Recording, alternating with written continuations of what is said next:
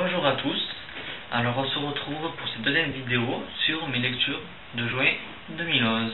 Alors on va commencer tout de suite par un gros pavé, comme vous pouvez le voir, qui s'intitule Le cas Jaspark, tome 2, Autant traqué.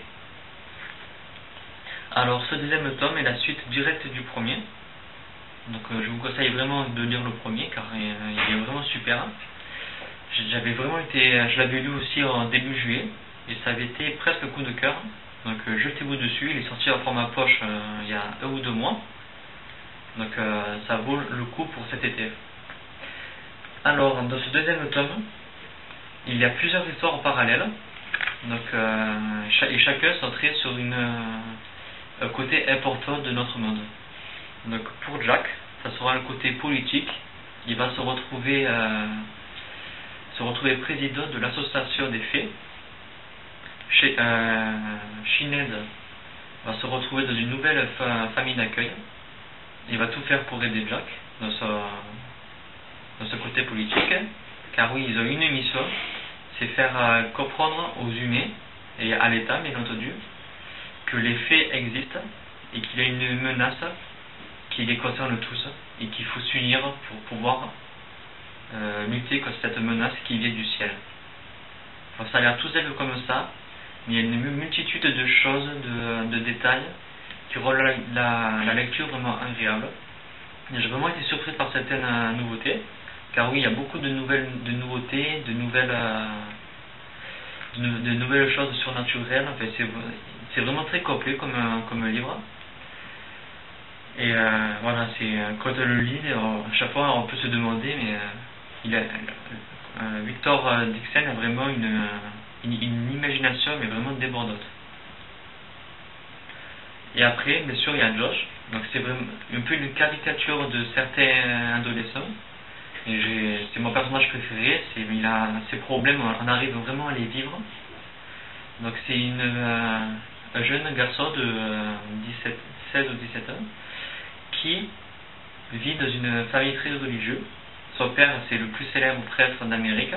Il fait des émissions télé sur Dieu, etc. Donc voilà, c'est quand même très carré chez lui.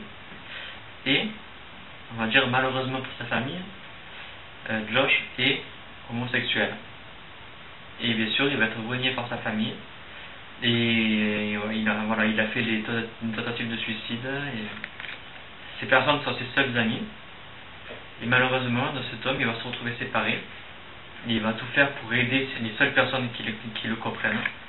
Tout faire pour vivre, tout faire pour le retrouver. Et les aider, bien entendu. Et l'histoire de Tijon, donc Tiji. Voilà, donc maintenant que je dis ça. Alors, il s'appelle Tijon, mais on l'appelle Tiji, car comme dit l'auteur, c'est la monde américaine. Et c'est un des points positifs du livre. Il y a beaucoup de sonorités américaines. Comme par exemple, les personnages appellent leurs parents Dad et Mum. Je veux dire, ou comme Josh appelle les personnes religieuses Father. Alors que nous, on n'ira jamais dire Father, on dira Père. Voilà, c'est que des petites choses comme ça. Il y a beaucoup l'histoire se passe en Amérique, alors que l'auteur est français. Donc moi j'aurais bien aimé que l'histoire se déroule quand même en France, car c'est un peu le pays d'origine, et ça aurait fait plaisir qu'une histoire aussi grosse, qui parle de faits du monde, etc., se déroule pour une fois en France. Ça aurait été vraiment très intéressant, je pense. Donc Tijon souffre moi je connais pas le nom de la maladie, mais il a peur de tout ce qui est microbe. Il est toujours en train de se laver les mains, d'éviter de toucher les choses sales. Et bien sûr, il va aussi se retrouver séparé. Mais il va se retrouver vraiment dans un niveau de qualité de vie très bas. Donc il va devoir affronter sa phobie et tout faire pour survivre, pour aider Jack et ses amis à montrer au reste du monde que les faits existent, qu'une menace plus grosse arrive. Et donc voilà, c'est un peu l'histoire de chaque personnage. Donc bien sûr c'est beaucoup plus complet. On va apprendre des choses mais vraiment magnifiques. et qui nous laisse sur le final, mais à couper le souffle. Enfin, moi je m'attendais à tout sauf à ça, et je pensais pas que ça arriverait si tôt. Donc pour vous montrer l'ambiance de la fin, c'est un peu une ambiance de fête du monde, comme dans des films comme 2012, où je vous laisse imaginer la scène où le président parle au reste du monde pour dire que c'est bientôt la fin, etc. Donc c'est la même ambiance qu'il y a à la fin du livre. C'est voilà, c'est quelque chose de vraiment bien. C'était vraiment bien écrit. Le début et la fin du livre, voilà, c'est comme je vous ai dit, c'est deux parties vraiment extra. Mais le problème, c'est la partie où ils sont tous les quatre séparés. Car c'est long, c'est très très long. J'ai mis, je crois, une semaine et demie à lire la partie 2. Donc là, je la cherche depuis tout à l'heure. Voilà. La partie 2, c'est environ ça. C'est tout ce gros temps au milieu. C'est la partie 2. Et il n'y a pas beaucoup d'action. Et c'est très politique, très religieux. Et voilà, c'est... bon, on est obligé de le lire pour comprendre la suite. Mais franchement, je me suis ennuyé au milieu. Mais ça reste une très bonne lecture, avec une fin palpitante. J'ai hâte de lire le troisième. Et je vous tiendrai bien sûr au courant, car je pense le lire plutôt rapidement. Donc voilà, le cas de Jaspark. Beaucoup de points positifs. Le seul point négatif, plutôt, ça serait la deuxième partie qui est plutôt longue, mais qui a un grand intérêt dans l'histoire, et qu'il faut lire, car franchement, vous le regretterez pas. Voilà. Et pour finir ces lectures de juin, je vous présente le coup de cœur de cette année, enfin de ce mois-ci plutôt. Ça serait pas le plus gros coup de cœur. Donc pour moi, le plus gros coup de cœur de ce mois-ci, ça reste 0.4, qui a été une découverte mais fabuleuse. Ce livre aussi reste un coup de cœur. J'attends beaucoup du deuxième et troisième tome. Il paraît qu'ils sont géniaux, donc je pense le lire aussi d'ici la fin de l'année, je l'espère. Je croise les doigts, si j'arrive à faire descendre ma pile à lire. Et c'est bien sûr Hunger Games, le premier tome. Bon, je vais pas vous raconter l'histoire, car je pense que tout le monde connaît aussi. C'est l'histoire de Katniss qui vit dans le district 12. Donc c'est un peu un monde post-apocalyptique. Et chaque année, des jeux télévisés sont organisés. Ils prennent deux adolescents de chaque district pour jouer au jeu de la fin. Donc qu'est-ce que ce jeu? C'est survivre dans une arène, survivre sans nourriture, quoi. Ça fait presque sans nourriture, et être le dernier à survivre. Donc le but, c'est de s'entretuer.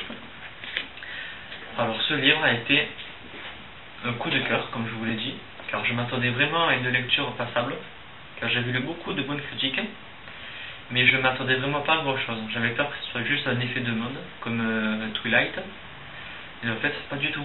Ça a été vraiment j'étais absorbé par cette histoire. J'étais plutôt choqué par ces jeux qui sont organisés.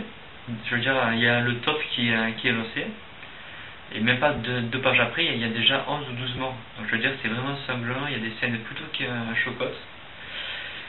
Mais voilà, c'est poignant, on a envie de savoir la suite, on est prêt par le jeu, on arrive même à douter si le personnage va vivre ou mourir. Ça m'étonnait quand même qu'elle meure, mais je voulais savoir. La fin m'a vraiment surpris, mais je dirais dans un point négatif, car je m'attendais quand même à une fin plus recherchée, on va dire, car la fin a été plutôt facile, je trouve. Alors, je m'attendais à quelque chose de plus recherché, plus réfléchi. Donc, mais bon, quand même, l'ensemble du livre est quand même très très bien. Ça se lit, mais en 2 jours, il est lu, quoi. Voilà, pour vous dire que j'ai été pris par cette histoire. La première partie, ça va paraître plutôt long pour beaucoup de vous, beaucoup d'entre vous plutôt, car c'est pas le jeu, c'est la préparation au jeu. Donc les costumes, la connaissance avec les organisateurs, etc. Ça peut paraître long, mais ça a vraiment une importance cruciale dans le livre. Et j'ai beaucoup aimé car Susan Collins, je me rappelle plus du nom, a une plume vraiment fraîche, fluide, et elle arrive à nous transporter dans ce jeu, quoi. Pardon. Voilà, donc j'ai vraiment été pris par ce livre. Je le conseille à tout le monde. Faites pas la même erreur que moi de dire non, je ne le lirai pas, car il faut le lire. C'est vraiment une lecture vraiment agréable, fraîche. Donc voilà, Hunger Games de Susan Collins. Donc voilà, les lectures de juin 2011 sont finies. On se retrouve à très bientôt pour une nouvelle vidéo. Bye!